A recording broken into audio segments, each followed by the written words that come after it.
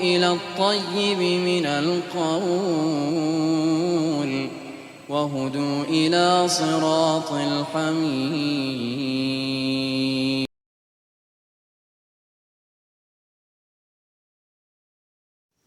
الحمد لله الواحد الغفار والصلاة والسلام على سيد المختار وعلى آله الأطهار وعلى أصحابه الأخيار أما بعد. أعوذ بالله السميع العليم من الشيطان اللعين الرجيم. بسم الله الرحمن الرحيم. لقد رأى من آيات ربه الكبرى. صدق الله مولانا العظيم. إن الله وملائكته يصلون على النبي يا أيها الذين آمنوا صلوا عليه وسلموا تسليما. ایک مرتبہ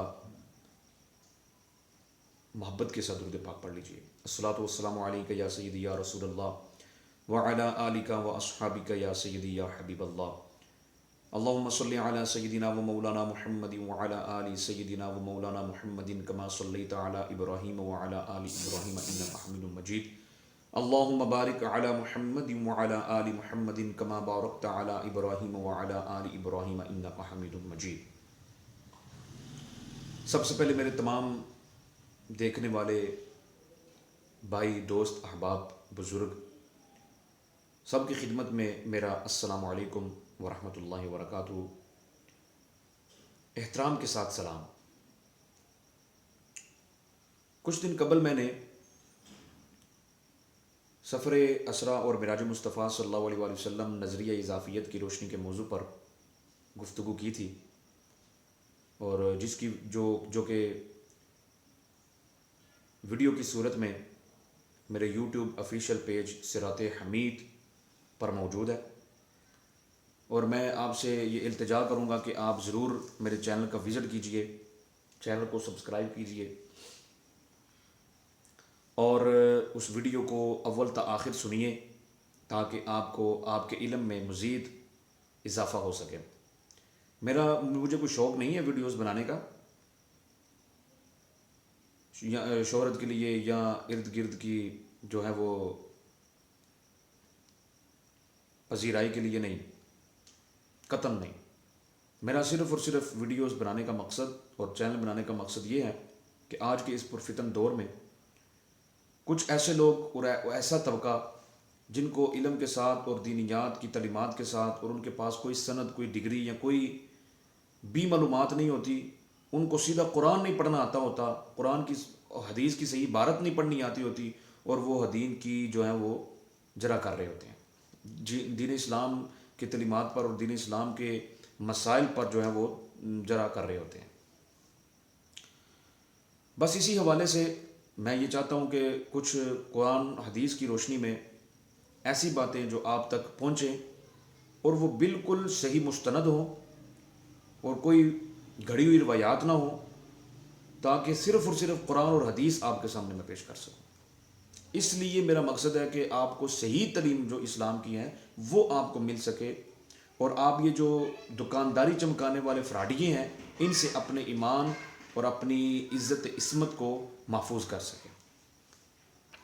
ناظرین کرام، اپنے موضوع کو شروع کرنے سے پہلے، اپنے موضوع کی طرف آنے سے پہلے میں آپ کی توجہ جو ہے وہ رجب اور مرجب کے فضائل کی طرف مبذول کروانا چاہتا ہوں. ویسے تو رجب المرجب کے مہینے کے بے شمار فضائل ہیں، لیکن ان میں سے یاد رکھیے رجب جو ہے یہ جنت میں ایک نہر کا نام ہے، اور آپ صلی اللہ علیہ وآلہ وسلم نے ارشاد فرمایا کہ اس نہر سے وہی سیراب ہوگا جو اس مہینے میں کثرت کے ساتھ روزے رکھتا ہوگا. اور پھر دوسرے مقام پر آپ کو پتہ ہے کہ رجب جو ہے یہ حرمت والے مہینوں میں بھی شامل ہے، اور آپ صلی اللہ علیہ وآلہ وسلم جب یہ مہینہ آتا ہی شروع ہوتا تو آپ اس مہینے میں کثرت کے ساتھ یہ دعا فرمایا کرتے تھے، اللہم بارک لنا فی رجب و شعبان وبلغنا الی رمضان، کہ اے اللہ ہمیں شعبان اور رجب میں خیر و برکتیں عطا فرما اور عافیت کے ساتھ رمضان الکریم کے مہینے تک پہنچا. ناظرین اکرام، آپ بھی اس دعا کو کثرت کے ساتھ پڑھا کیجئے. ویسے بھی اس مہینے کی بے شمار قسم کی برکتیں ہیں اور رحمتیں ہیں. بہرحال میں اپنے موضوع کی طرف آتا ہوں، اور میرا موضوع میں پھر بتانا چاہ رہا ہوں کہ میرا موضوع ہے مشاہدات معراج غافلوں کے لیے ذریعہ عبرت۔ نبی کریم صلی اللہ علیہ وآلہ وسلم آپ کے اس واقعے کو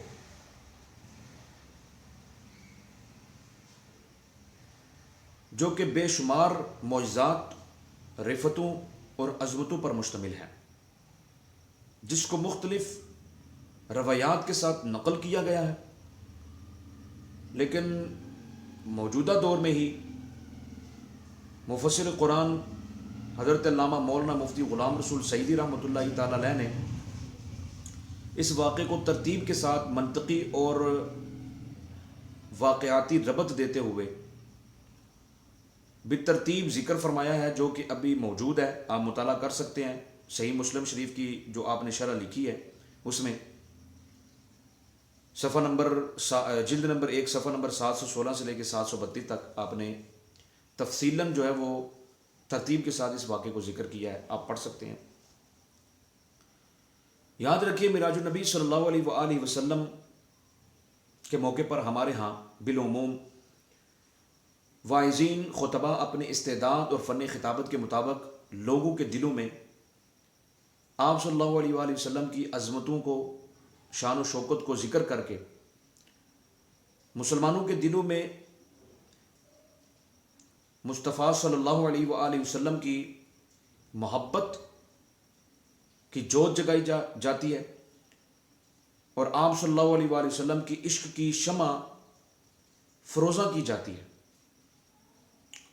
اور سمجھ لیجئے کہ یہ اعلیٰ و اولا مقصد و مقاصد میں سے ایک مقصد ہے کہ اللہ کریم ہمیں اس مقصد میں کامیابی و کامرانی عطا فرمائے کہ لوگوں کے دلوں میں محبت مصطفیٰ صلی اللہ علیہ وآلہ وسلم پیدا ہو، اور ہمارے جو ایسے واعظین اور خطباء اس نیت کے ساتھ آپ کی شان و شوکت بیان کرتے ہیں کہ لوگوں کے دلوں میں آپ کی محبت کی جوت جگائی جا سکے، تو اللہ کریم ایسے واعظین خطباء کو عمر خضری اور ان کے علم و عمل میں برکتیں عطا فرمائے، وسعتیں عطا فرمائے۔ ناظرین کرام، نبی کریم صلی اللہ علیہ وآلہ وسلم نے یہ جو سفر فرمایا، اس سفر میں اللہ تعالیٰ کی بہت بڑی بڑی نشانیوں کو آپ نے دیکھا۔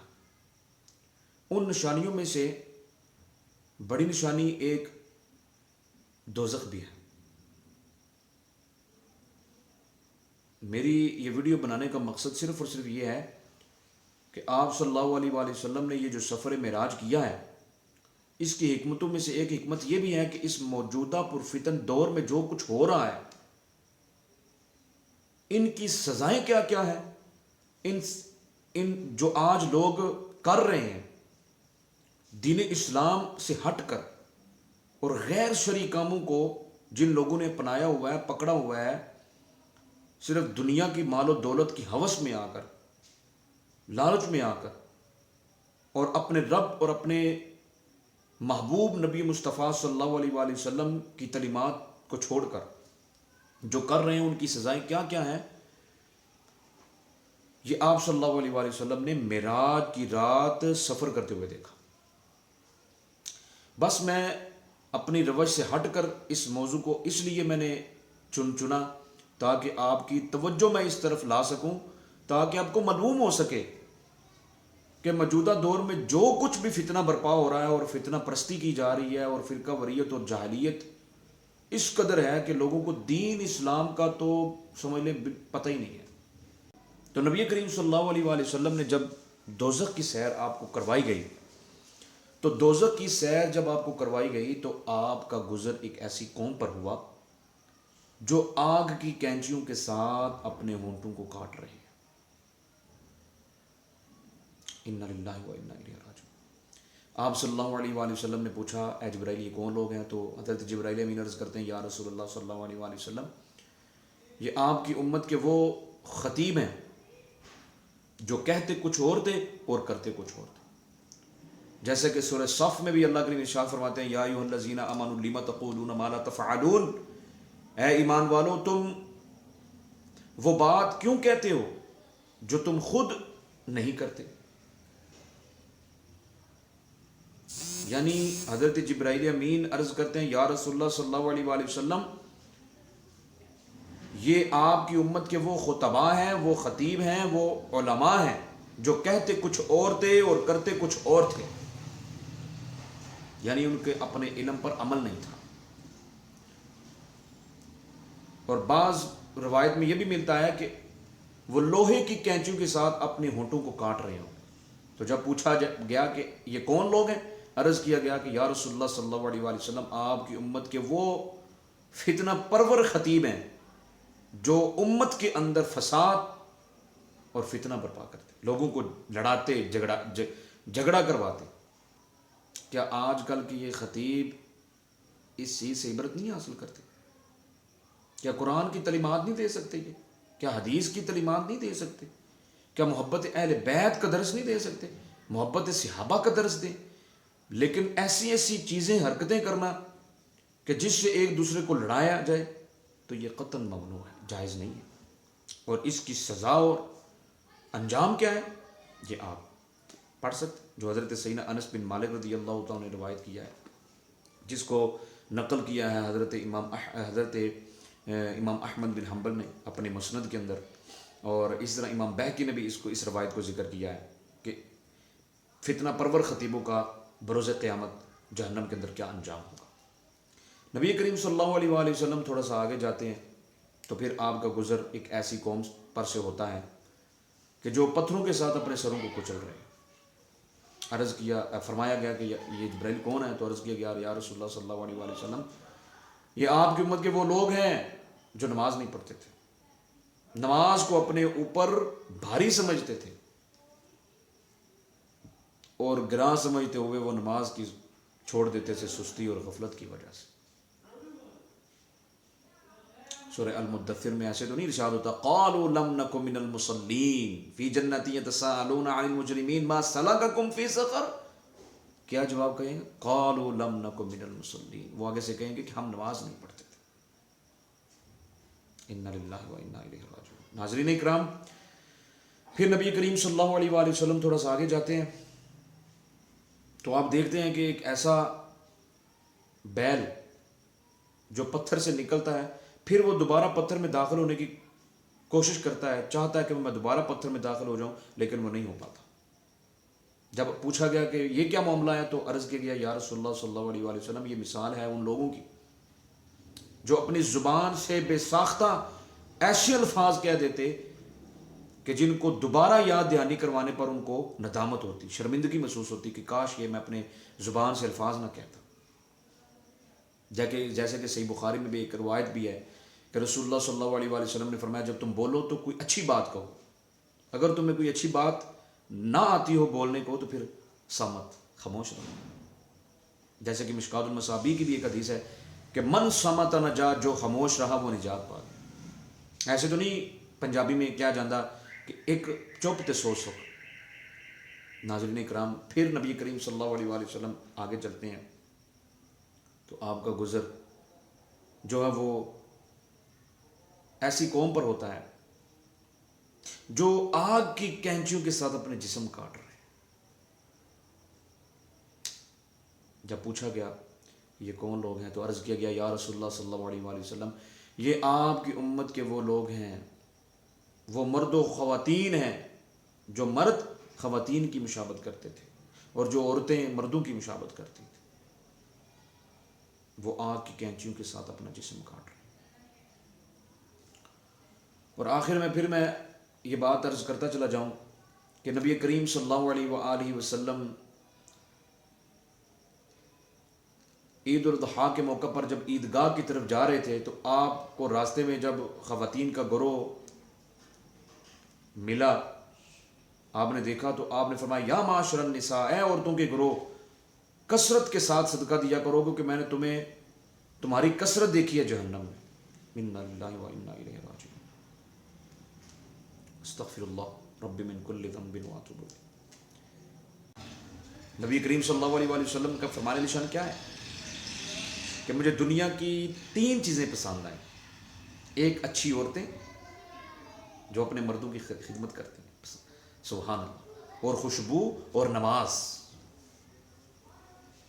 جو کہ آج بدقسمتی سے دین کے علم اور تعلیم نہ ہونے کی وجہ سے کہاں تک ہماری عوام جا چکی ہے. أضفيت على الحسن العبقى فالورد تضوع اعتنقا